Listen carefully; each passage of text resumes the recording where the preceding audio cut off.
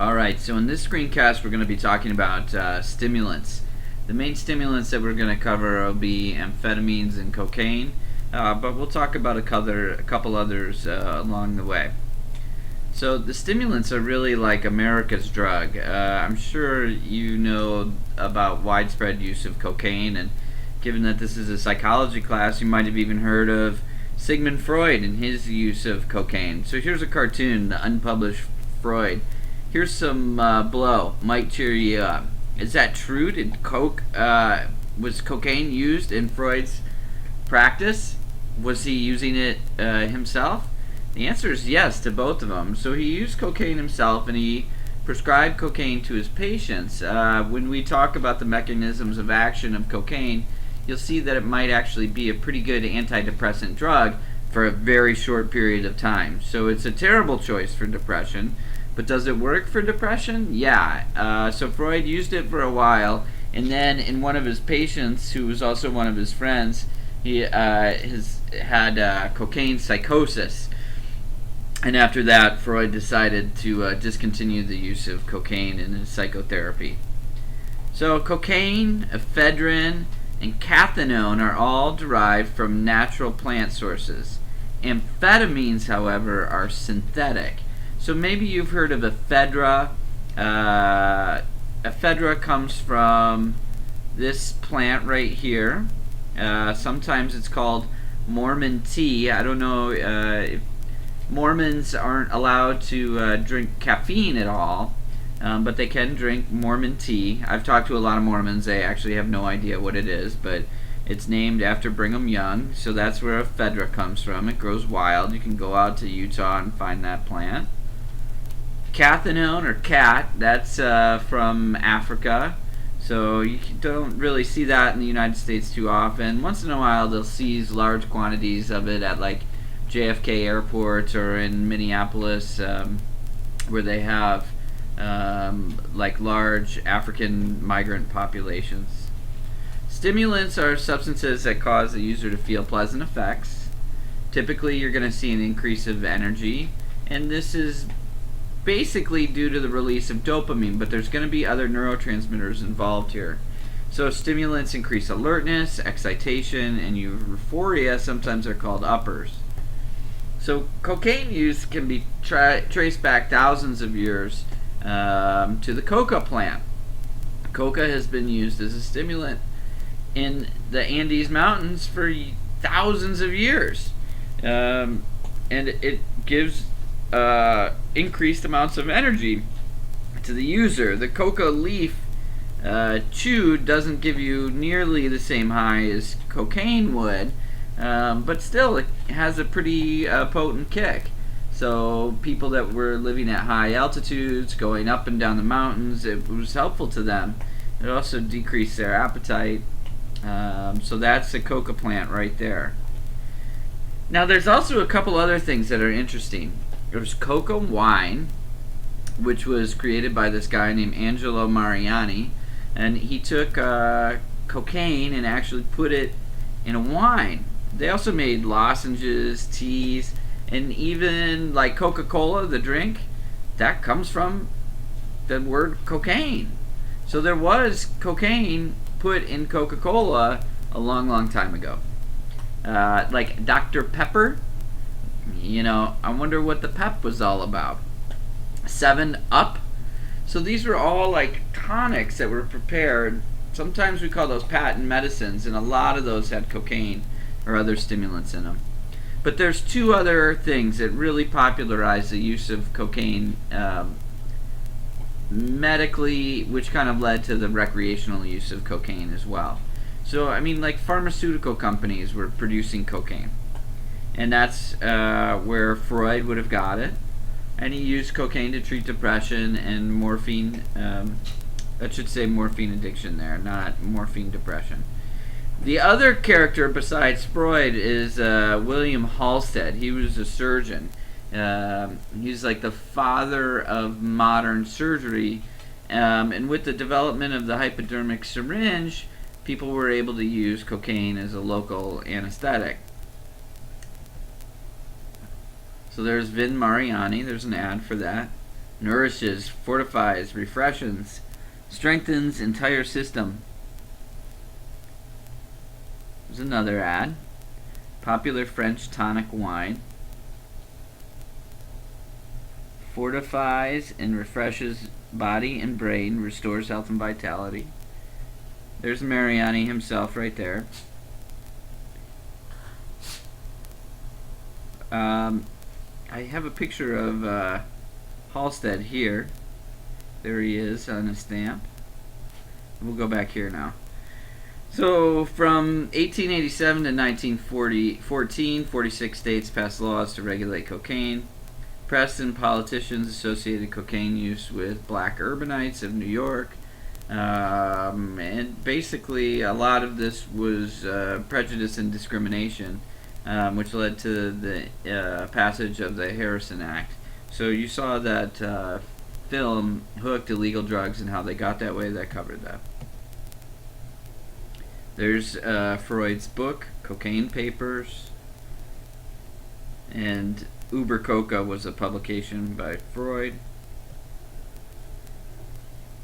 Amphetamines have a long history as well. They were patented by a German pharmaceutical company in 1932. They were used extensively during wartime. I mean, there's reports that both Hitler and Winston Churchill were using amphetamines. Definitely used during the troops, American soldiers and Nazi soldiers. If you give somebody amphetamines, I mean, it instantly gives them energy. So they used to talk about the German panzer troops storming across Europe. Well, they were literally taking amphetamines. That's how they could do that. So pilots were given amphetamines. I mean, soldiers today still take amphetamines. But that led to the abuse of amphetamines. People started calling it speed. Sometimes people mix amphetamines with other drugs, other more sedating drugs like heroin. The combination of drugs, sometimes called a speedball. Methamphetamine is a newer incarnation, but methamphetamine's been around for a long, long time. We'll talk about that later. They say that that's what Hitler was on. Let's see. Okay, so back to cocaine. How is cocaine administered? Well, any of the routes of administration that we talked about, you can take it orally. You can chew the coca leaf. You're probably not going to have a serious addiction to cocaine chewing it orally. We'll talk about that in a second. You can snort it, or insufflation. It's inhaled into the nasal passages. You can inject it intravenously. You can smoke it. You either do that freebasing or with crack cocaine. But amphetamines and cocaine are both weak bases. Absorption from the digestive system is poor, but far more rapid when injected, snorted, or smoked. There's a Coca-Cola. Relieves exhaustion. So now we've switched up cocaine with caffeine. And cocaine does work pretty good as an anesthetic. So it'll numb out your tissue. It does this through the blockade of calcium channels.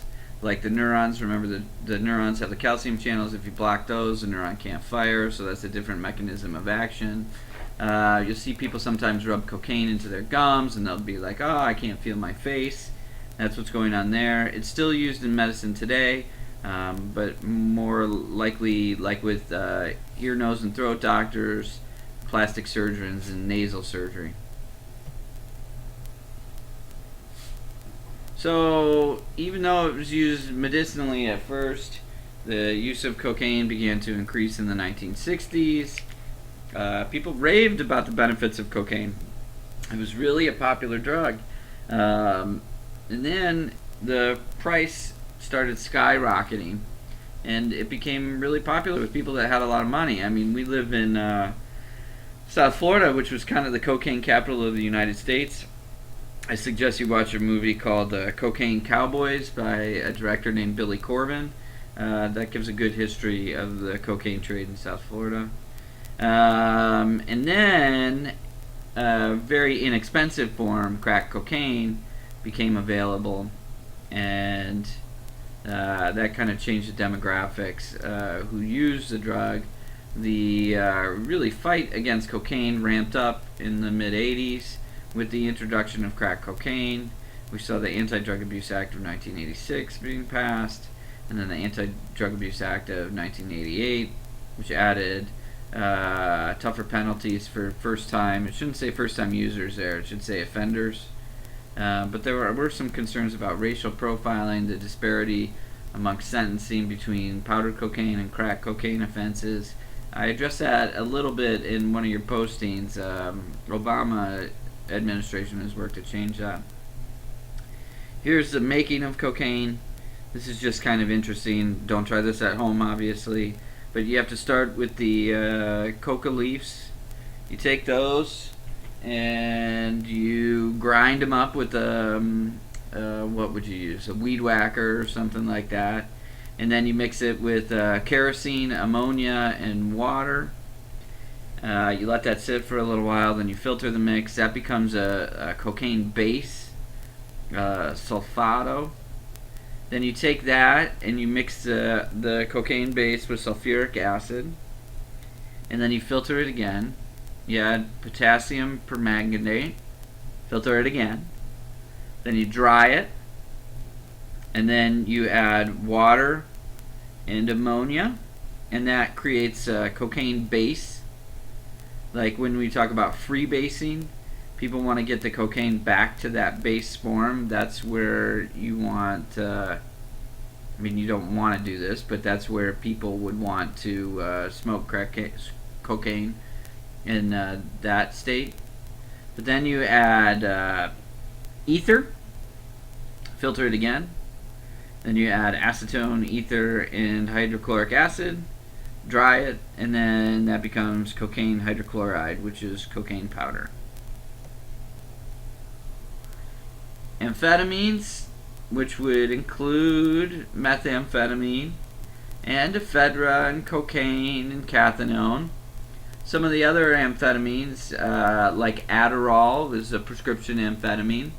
That's mixed amphetamine salts, or even methylphenidate, which is Ritalin. They increase activity at synapses that use a monoamine. So that word monoamine might not be familiar to you. That's just talking about the chemical structure. So dopamine, epinephrine, norepinephrine, serotonin, and glutamate are all monoamines, but basically we're going to be talking about dopamine and norepinephrine. There's amphetamine right there. Amphetamine, same thing, can be taken orally, intravenously, smoked, inhaled. See those things right there? If you look in gas stations around here, you might see those. They're like little glass things that have rows in them. Those are like actually pipes that they sell in gas stations that you can smoke amphetamines or even crack cocaine out of. So you'll see that in stores. I want you to pay attention to that. It makes you realize that this is quite prevalent. Alright, so what's this guy doing up there? That's Grizzly Bear. I'm excited about having him be part of the lecture.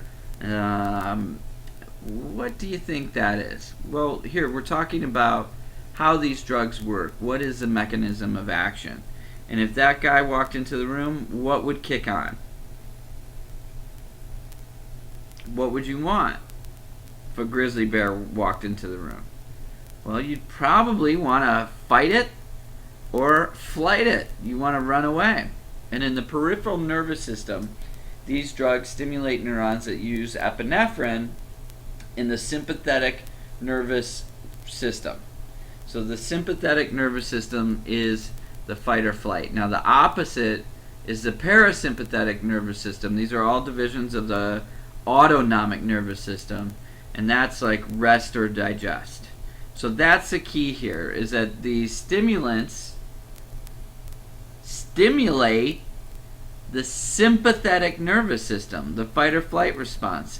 Sometimes we even call these drugs sympathomimetic drugs, in that they mimic the sympathetic nervous system. Alright, we'll stop there and continue with part 2